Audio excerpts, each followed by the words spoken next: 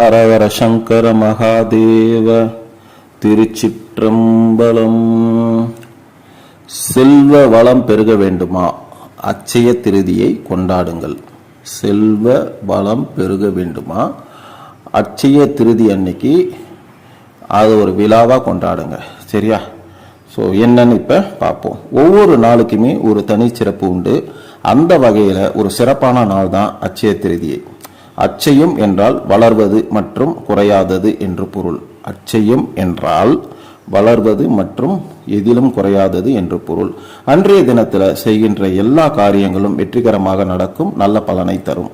அந்த நாளில் நீங்கள் எது வாங்கினாலும் மென்மேலும் வளரும். தொடங்கப்பட்ட எந்த ஒரு முயற்சியும் தொடர்ச்சியாக வளர்ந்து நமக்கு நன்மையை கொடுக்கும். சித்திரை மாதம் அமாவாசைக்கு பின் வரும் வளர்பிறை திதியை நாம் அட்சய திருதி அப்படின்னு சொல்றோம். சரியா? இந்த நாள்ல தங்கம், வெள்ளி போன்ற ஆபரணங்களை வாங்கினால் செல்வம் நிச்சயம் பெருகும் என்பது மிகப்பெரிய வரலாற்று நம்பிக்கை. யாரை வழிபட வேண்டும் அப்படின்னு பார்ப்போம். அட்சய திருதி அன்னைக்கு அந்த நாள்ல லட்சுமி, குபேரன், சிவசக்தி, அன்னபூரணி, லட்சுமி நாராயணர் ஆகியோருடைய படங்களில் ஏதாவது ஒன்றை வீட்டில் வைத்து விரதம் இருந்து வழிபட்டால் குறைவில்லாத செல்வத்தை நீங்கள் பெற்று சிறப்பான வாழ்க்கையை பெற்றிடலாம். விரதம் எப்படி இருப்பது அப்படின்னு பார்ப்போம். சரியா? அட்சய திருதி அன்னைக்கு அதிகாலையில் எழுந்து நீராடி பூஜை அறையில் அரிசி மாவினால் கோலம் போட வேண்டும். கோலம் போட்ட பின் அதன் மேல் ஒரு பலகை வைத்து அதில் கோலமிடுங்கள். அதுல வாழை இலை போட்டு அதன் நடுவே பச்சரிசியை பரப்பி அதன் மேல் செம்பில் நீர் நிரம்பி மஞ்சள் தடவிய தேங்காய் வைத்து அதை சுற்றிலும் மாவிலையை வைத்து கலசமாக அமைத்திடுங்கள். கலசத்திற்கு பொட்டு பூ வையுங்கள். லட்சுமி, குபேரன், சிவசக்தி, அன்னபூரணி, லட்சுமி நாராயணர் ஆகியோரது படங்களில் ஒன்றை வைத்து அதற்கு சந்தனம், குங்குமம் இட்டு மாலையிட வேண்டும். பின்னர் காமாட்சி விளக்கு அல்லது குத்து விளக்கினை ஏற்றி வையுங்கள். மஞ்சள் பிள்ளையார் பிடித்து குங்குமம் இட்டு வாழை இலையில் வலது பக்கம் வையுங்கள். நீங்கள் புதிதாக வாங்கிய பொருளை கலசத்தின் முன்பாக வைத்து தீபாராதனை காட்டி வழிபட வேண்டும். முதலில் விநாயகரை மனதார வேண்டிக் கொள்ளுங்கள். பின்னர் கலசத்தில் மகாலட்சுமியை எழுந்தருளும்படி பிரார்த்தித்து தூப தீப ஆராதனை காட்டி வழிபட வேண்டும். அன்றைய தினத்தில் மாலையில் கலசத்துக்கு மீண்டும் தூப தீப ஆராதனையை காட்டி கலசத்தினை வடக்கு பக்கமாக நகர்த்தி வையுங்கள். கலசத்தினை நகர்த்துவது விரதத்தினை நிறைவு செய்து விட்டதாகத்தான் அர்த்தம். அட்சய திருதியை நாளில் பயன்படுத்திய அரிசி, கலச தேங்காயை அடுத்த வெள்ளிக்கிழமையில் பூஜையில் உடைத்து பொங்கல் செய்யலாம். அட்சய திருதியை நாளில் குலதெய்வ வழிபாடு செய்வது மிக முக்கியமானது. அட்சய திருதியை நாளில் விரதம் இருப்பது, பூஜைகள் செய்வது, புதிய பொருட்களை வாங்குவதை விட முக்கியமானது தானம் அளிப்பதும் முன்னோர் கடன்களை செய்வதும் தான். ஸோ இதை யாரும் செய்ய மாட்டீங்க. அட்சய திருதி அன்னைக்கு பக்கத்தில் இருக்க நகை கடைக்கு போயிட்டு தங்கம், வெள்ளி, பாத்திரம்லாம் வாங்கி வீட்டுக்குள்ள பீரோவில் அடுக்கி வைக்கணும் தான் நினைக்கிறீங்களே தவிர மனதார அன்னைக்கு வேண்டி, ஓகேங்களா, முன்னோர்களுக்கு நாம ஏதோ ஒரு வேண்டுதல் வச்சிருப்போம், அந்த கடன்களை நிவர்த்தி செய்து நம்ம வைக்கணும். அன்னைக்கு உங்களால முடிஞ்சதை செஞ்சிடணும். ஐயா என்னால் முடிஞ்சது இவ்வளோதான், ஐயா என்னை தப்பா நினைச்சுக்காதுன்னு குலதெய்வத்துக்கு முன்னாடி முன்னோரை நினைச்சு அவங்களுக்கு நீங்க வேண்டிக்கிட்ட கடன்களை முடிஞ்ச அளவுக்கு நிறைவேற்றி செய்யணும். சரிங்களா? அது உங்களுக்கு பெரிய சுபிக்ஷத்தை கொண்டு வரும். ஸோ அதை விட இன்னொரு விஷயம் என்னன்னு கேட்டிங்கன்னா, மற்றவங்களுக்கு தானம் ஏதோ ஒரு விஷயத்தை நீங்கள் தானம் அளிக்கணும். இதை பொதுவாக இதை யாரும் செய்யவே மாட்டீங்க. இன்னையாவது செஞ்சு பாருங்க, அதனுடைய மதிப்பை நீங்களே உணர்வீங்க. சரியா? அன்று நாம் செய்ய வேண்டிய மிக முக்கியமான காரியங்கள் அப்படின்னு பார்த்தீங்கன்னா, கோவிலுக்கு செல்லுதல், புனித நீராடுதல், பித்ரு காரியம், இறைவனை வழிபடுதல், மற்ற எளியோர்களுக்கு இயன்ற அளவு தானம் செய்தல். ஸோ இதை தான் முன்கூட்டியே சொன்னேன். சரியா? திரும்ப அதை தான் சொல்லியிருக்கேன். எந்த நேரத்தில் தங்கம் வாங்கலாம் அப்படின்னு பார்ப்போம். தங்கம் மற்றும் வெள்ளியை இரு கிரகங்களின் அம்சமாக கொள்ளலாம். அதாவது மஞ்சள் நிறமான தங்கம் குரு கிரகத்தை காட்டுகிறது. தங்கத்தில் இருந்து செய்யப்படும் நகைகள் மற்றும் வெள்ளி சுக்கிரனை குறிக்கிறது. எனவே அட்சய திருதியை தினத்தன்று தங்கம் மற்றும் தங்க நகைகள், வெள்ளி பொருட்கள் வாங்க விரும்புபவர்கள் குரு சுக்கிர ஹோரைகளில் வாங்கலாம். திரும்ப சொல்றேன், எந்த நேரத்தில் தங்கம் வாங்கலாம்னு பார்த்தீங்கன்னா, தங்கம் மற்றும் வெள்ளியை இரு கிரகங்களின் அம்சமாக கொள்ளலாம். அதாவது மஞ்சள் நிறமான தங்கம் குரு கிரகத்தை காட்டுகிறது.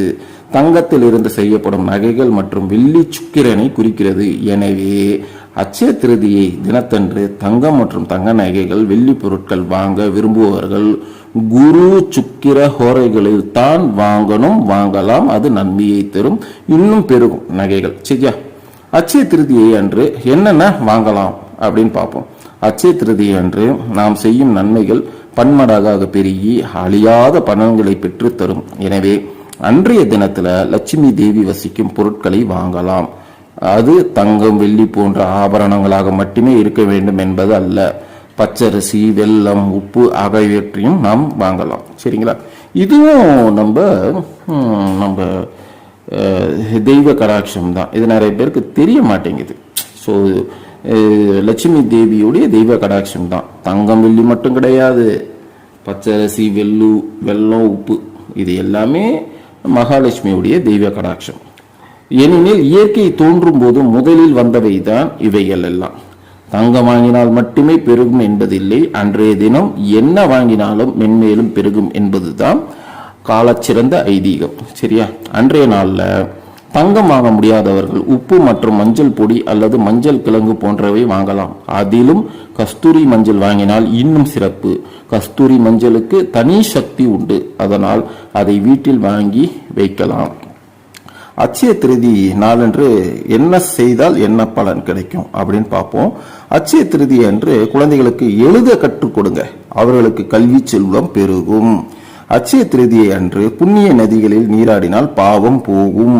பவானி சங்கமேஸ்வரர் கோவிலில் முக்குடல் எனப்படும் 3 புண்ணிய நதிகள் சங்கமிக்கும் இடம் உள்ளது. அட்சய திருதியை அன்று அங்கு சென்று நீராடினால் நல்ல பலன் கிடைக்கும். அட்சய திருதியை நாளில் அன்னதானம் செய்வதும் சிறப்பான பலனை தரும். அன்னைக்கு அன்னை பராசக்தி இந்த நாளில் தான் ஈசனுக்கு அன்னம் அளித்தாள் என்பார். இந்த நாளில் அன்னதானம் செய்தால் இறைவனுக்கே அன்னம் இட்ட பலன் உங்களுக்கு கிடைக்கும். மேலும் கிருஷ்ணர் வழிபாட்டை மேற்கொண்டால் கேட்ட வரங்கள் உங்களுக்கு கிடைக்கும். ஏழைகள், மாற்றுத்திறனாளிகள், ஆதரவற்றோர் ஆகியோருக்கு செய்யும் தான தர்ம உதவிகள் பல பிறவிகளுக்கு உங்களுக்கு புண்ணிய பலன் கிட்டும். புத்தாடைகள் தானம் செய்தால் நோய்கள் நீங்கும். கற்பூரம் தானம் செய்தால் சக்கரவர்த்தியாகும் பிறப்பு கிடைக்கும். தாமரை, மல்லிகைப்பூ தானம் செய்தால் மன்னர் குலத்தில் பிறப்பு கிடைக்கும். தாளம்பூ தானம் செய்தால் மகாவிஷ்ணுவின் அருள் கிடைக்கும். பாக்கு, வாசனை திரவியங்கள், பழங்கள் தானம் செய்தால் உயர் பதவி கிடைக்கும். தானியங்கள் தானம் செய்தால் அகால மரணத்தில் இருந்து நீங்கள் தப்பிக்கலாம். மோர், பானகம், குடிநீர் ஆகியவற்றை தானம் செய்தால் முற்பிறவி பாவம் தீர்ந்து வாழ்வில் முன்னேற்றம் ஏற்படும். மோர், பானகம், குடிநீர் ஆகியவற்றை தானம் செய்தால் முற்பிறவி பாவம் தீர்ந்து வாழ்வில் முன்னேற்றம் ஏற்படும். தன் சக்திக்கு ஏற்ப தானம் செய்தால் நரகத்தின் கொடுமைக்கு ஆளாகாமல் கைலாயம் செல்லலாம். முன்னோர்களுக்கு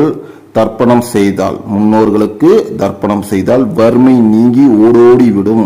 முன்னோர் உங்களை அழகா கைட் பண்ணுவாங்க. அதான் நிறைய இடத்துல சொல்லியிருக்கோம், குலதெய்வத்தை வழிபடுங்க, முன்னோர்களை வழிபடுங்க. எவனோ அதை ஃபாலோ பண்றது கிடையாது. ஃபாலோ பண்ணுங்க, அந்த சிறப்பை நீங்களே உணர்வீங்க. சரியா? வெள்ளி வாங்கினால் சர்ம நோய்கள், மனக்குழப்பம், நிம்மதியின்மை ஆகியவை தீரும். தங்கம் ஆகினால் தீராத கடன்களையும் ஏழ்மையையும் மிக குறுகிய காலத்தில் தீர்க்கும். தயிர் சாதம் ஏழைகளுக்கு தருவது 11 தலைமுறைக்கு குறைவில்லா அன்னம் கிடைக்க வழிவகுக்கும். ஆகையால இந்த செய்தியை, இந்த ஆடியோ செய்தியை முடிஞ்ச அளவுக்கு ஒரு வாட்டிக்கு 2 முறை கேளுங்க. இந்த நாளில் என்னென்ன செஞ்சா உங்களை அந்த இறைவன் வழி நடத்துவான் அப்படின்னு நீங்களே உணரலாம். ஸோ இந்த லிங்கை உங்களுடைய சொந்தம், நண்பர்கள், உங்களுடைய குழந்தைகள், உங்கள் மகள் வழி குடும்பம் மற்றும் பேரன் பேத்தி வழி குடும்பத்தார் அனைவருக்கும், நண்பர்களுக்கும் இந்த லிங்கை அனுப்பி யான் பெற்ற இன்பம் இவ்வையகம் பெறட்டும் அப்படிங்கிற நல்ல எண்ணத்தோடு அவங்களையும் கேட்க சொல்லுங்க. ஸோ இறைவன் உங்களுக்கு துணை இருப்பான். குலதெய்வம் உங்களை வழி நடத்தும். சரியா? நல்லதே நடக்கட்டும். நாராயணா. வாழ்க வளமுடன், வாழ்க வளமுடன், வாழ்க வளமுடன்.